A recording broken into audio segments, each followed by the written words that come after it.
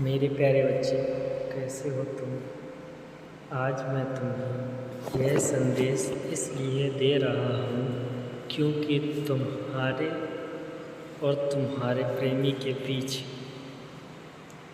कुछ विकट परिस्थितियाँ खड़ी हो गई हैं जिनको तुम दोनों ही एक दूसरे को समझ नहीं पा रहे हो। तो आइए देख लेते हैं इस संदेश से महादेव जी आपको क्या बताना चाहते हैं। उसे अपने हृदय से लगा लो मेरे बच्चों, उसका दिल तुम्हारे लिए धड़कता है।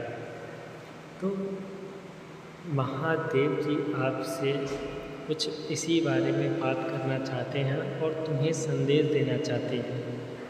मेरे बच्चे, सबसे पहले तो तुम कुछ अच्छी बातों का अनुसरण करो, यानी कि अपने प्रेमी के बीच में थोड़ा प्रेम दिखे, क्योंकि अभी तुम्हारे प्रेमी और तुम्हारे बीच थोड़े मनमुटाव चल रहे हैं और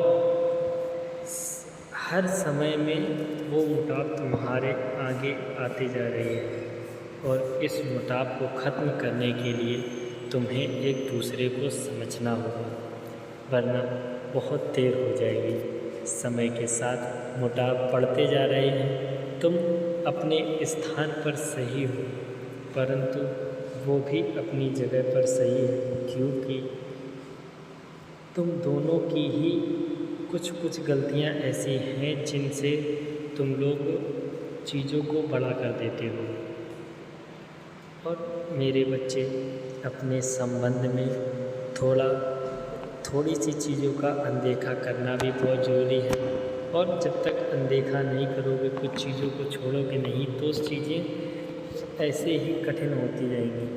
जब तुम उससे नाराज़ होते हो तो उसे यह आस होगी कि उसे यह उम्मीद होती है कि हर परिस्थिति में तुम उसको संभालोगे।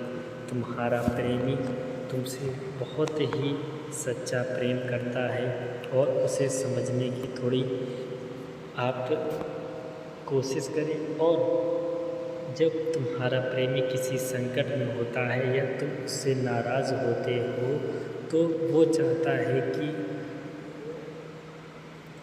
वह मेरी देखभाल करे।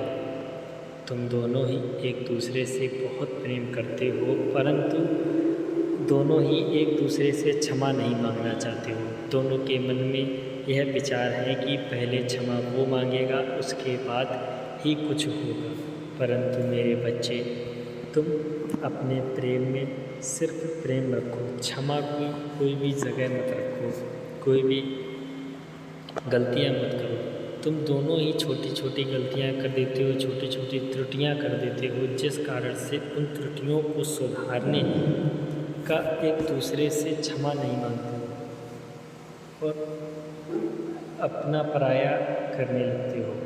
तो मेरे बच्चे, अब प्रेमी और तुम्हारे बीच में कुछ भी अपना दूसरा नहीं होना चाहिए, अपना तुम्हारा नहीं होना चाहिए। एक दूसरे से लड़ाई बिल्कुल भी मत करो, क्योंकि लड़ाई करना ही एकमात्र विकल्प नहीं है।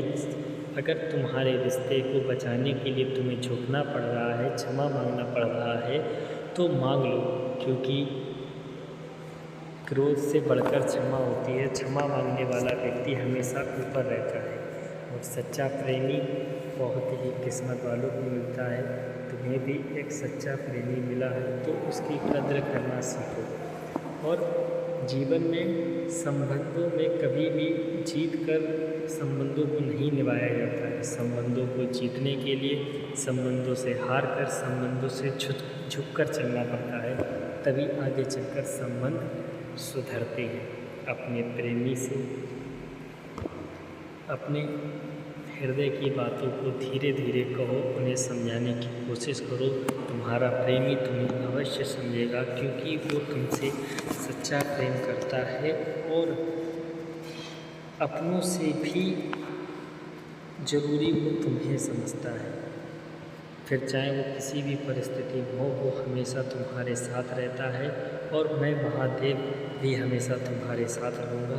तुम्हें बिल्कुल चिंता करने की आवश्यकता नहीं है, तुम्हारे सारे कार्य मंगल में होंगे। प्रेम से बोलो हर हर महादेव।